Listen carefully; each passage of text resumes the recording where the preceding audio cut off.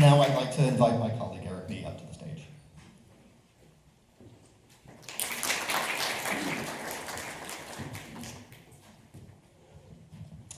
Thank you, Michael. And thank you again. Let me just reiterate what he said. Thank you to our partners here at Hanyang. We're very excited to be helping launch the Korean version of SSIR. I am from Stanford, but I don't know how to operate system.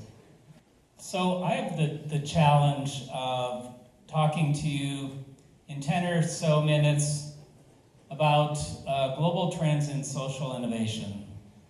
That's a big subject. Obviously, there are many important trends that one could highlight. But I decided to pick 8, mostly because it fit nicely on this slide. These are covers from issues of SSIR, each of which the cover story was about a particular trend that I want to talk about. So I just want to warn you, these trends, there's obviously others that one might have selected, but these are 8 that we've seen be important, be growing, and also that are on a global scale. So we are in the United States, and you know, people from the United States have a reputation of being kind of myopic when it comes to thinking about the world. But we do try to look outside of the U.S. and look at really what's going around. So the first one that I want to highlight is the fact that business is becoming increasingly a force for social good. So you may say, well, what's new? That's, we have CSR, there's been corporate foundations around for a long time, but in fact, I think there's been a real shift in the way that people in the business community are thinking about how they can have an impact socially. So the first one that I wanted to highlight here is the notion of shared value. And I noticed the gentleman this morning from SK was talking about they had the philosophy of shared happiness. I think it's pretty close. This is the idea that beyond that a corporation can use all of the assets that it has to attack a social problem, not simply carving out some money that it would give away philanthropically or doing CSR as kind of a checkbox, but instead looking at all of the assets of a company and how it can be used for social good. Impact investing, too, has grown amazingly over the last decade. The idea that the vast pool of capital that exists in the private sector can be used not just for financial gain, but can be used to create social and environmental benefits as well. Benefit corps, another phenomena that we've seen really increase in the last few years. The idea that you could start a business from the beginning that is aligned with the values of social values, environmental values, not just return to shareholders. And then social enterprises, which I know is a fairly big phenomena here in South Korea, but we're seeing these grow around the world. Second trend, empowering people in communities. So the idea here is that a technical solution, while important, is not sufficient. That if you really want to have true social change, you have to think about the process and how you are empowering the people in the communities that you're trying to serve. It's not enough to simply think about, bringing in, new toilets. You have to really think about how you can change the entire kind of culture in those communities and empower the people in those communities so that they can take charge of their own lives. We see that with trends like co-creation, where organizations are going into communities, instead of coming in with a solution that they've dreamed up, they go into the community and actually co-create the solution with the community. Also engaging beneficiaries, that's another thing that we're seeing many more nonprofits and businesses for that matter, trying to do really engage the people, their audience or their customers in a real dialogue, not simply just trying to use them as marketing vehicles. The whole human-centered design movement, design thinking, has really taken off in the last 8 to 10 years. And again, it's the idea there is that you really look at the people that you're serving. You don't simply come up with a technical solution, but it's an actual approach that you have to engage with the people that you're serving. In some ways, you might think of it as a specific methodology of co-creation. And then, too, particularly in the United States, but I think around the world, we're seeing, the rise of social movements. Again, it's not enough to simply come up with a technical solution to a problem. You really need to engage people in the process of making that change. The third trend that we see happening globally is really this idea of systems thinking.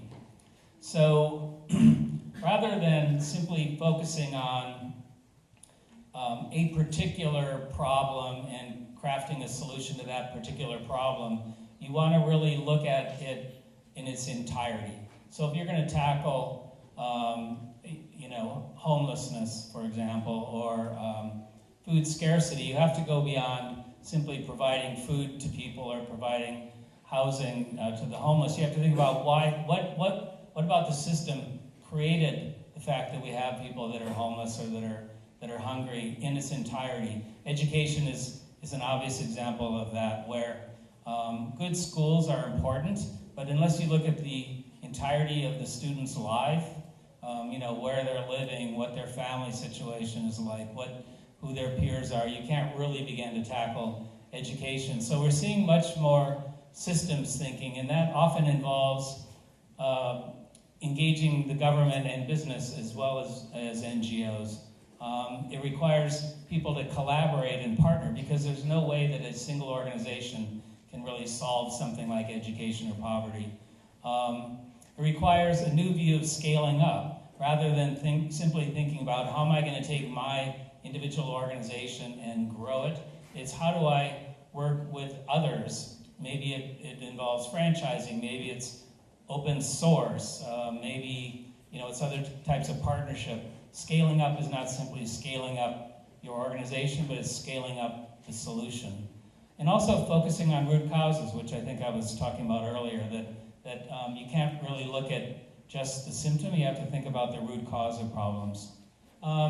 Fourth trend I want to talk about is the fact that giving is really becoming more global. So, the whole kind of philanthropic, nonprofit model used to be something that you'd see, in the US, in the UK, maybe a few other countries, but it's really becoming much more global. The fact that wealthy people around the world are now thinking about not simply, what's my next yacht or my next house in London, but in fact, it's becoming,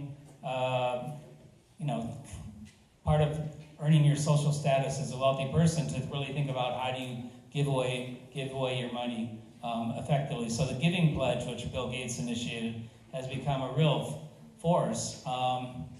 China recently, passed some laws that legalized nonprofit organizations and philanthropy in China, something that they had not done before. Giving internationally has really grown. So we're seeing this globalization of the giving, the philanthropic model that we hadn't really seen before. It used to be much more localized. Sticking on kind of the nonprofit theme, grants themselves are becoming much larger. So if we're going to really tackle big problems, you have to have big amounts of money. And in the past, philanthropy had tended to not be strategic about its giving, thinking about, if there's a real problem and we have an organization that can really tackle it, what if they need $100 million? What if they need $200 million? People hadn't been thinking at that scale. They'd been thinking 10 million or 20 million. So you're seeing much more of what we call big bets you're seeing funders collaborate. So there's a thing called Co-Impact, there's something called Blue Meridian, which is groups of funders getting together to really pool their money and give it to organizations that can really make a difference. We're seeing much more multi-sector collaboratives, particularly in global health, where you've got funders putting in large amounts of money, but also governments. And of course, kind of coming back to the previous slide, there are a growing number of billionaires around the world, and many of them are thinking big about their giving. They're not just giving to, as important as giving to a university is, there are other ways of giving to social problems that can be equally important. Another important trend that we've seen recently is really leveraging what we're learning from behavioral science, psychology, behavioral economics. Not that this hadn't been done before, but there's been a real recognition that if you want to go into a community and really solve a problem, a lot of that is going to require one to understand how individual behavior contributes to the problem and can contribute to the solution, both individual behavior and collective behavior.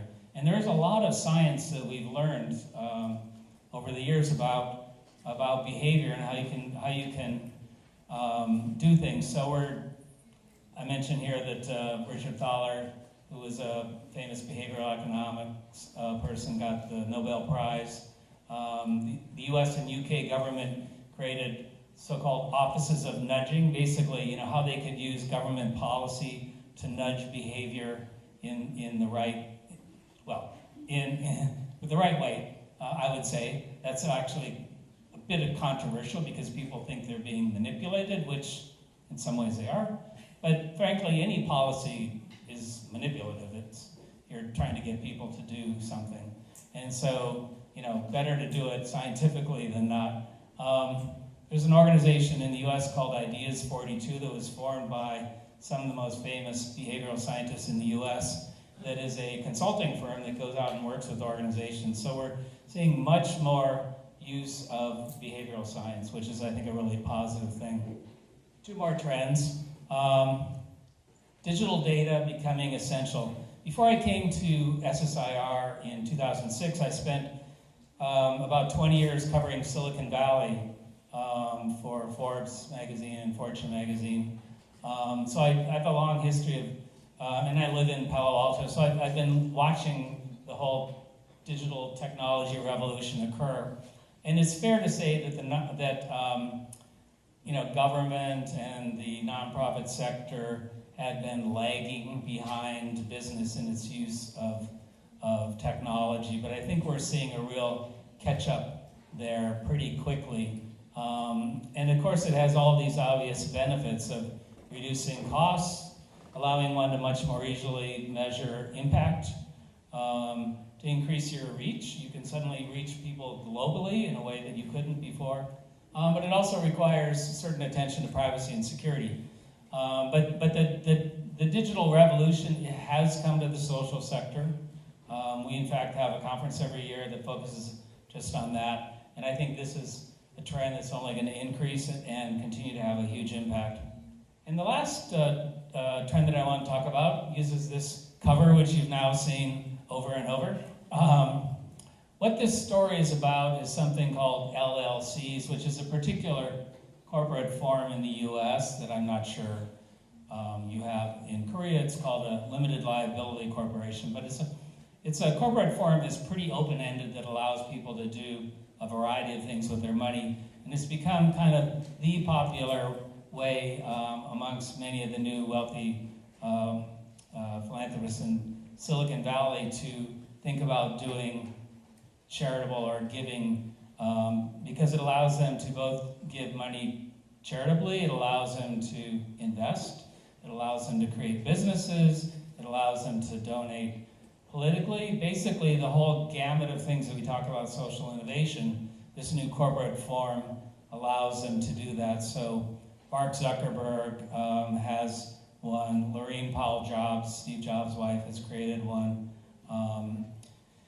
Pierre Omidyar, who was the founder of eBay. This has become a very popular thing. But besides forgetting about the corporate forum, what it means here is that people that are thinking strategically about how do I improve society, you don't think, increasingly people aren't thinking just, well, how do I give to charity, or do I donate money to a political campaign, or do I invest in a business? They're thinking about doing all of those things.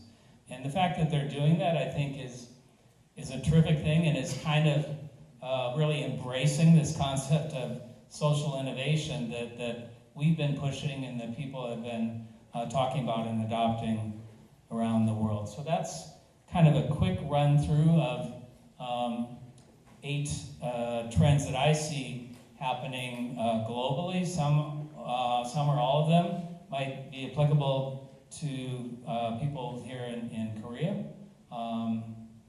But again, I want to thank you for giving me the opportunity, and Michael, to talk to you, and for partnering on SSIR Korea. We really look forward to not only working with you to publish articles that we create in Korea, but conversely, one of the reasons that we do this is to build a community, help build a community of learners and thinkers and doers and writers in countries like Korea, that you will start to write articles that selfishly we can publish in SSIR and bring around to the world. So thank you very much.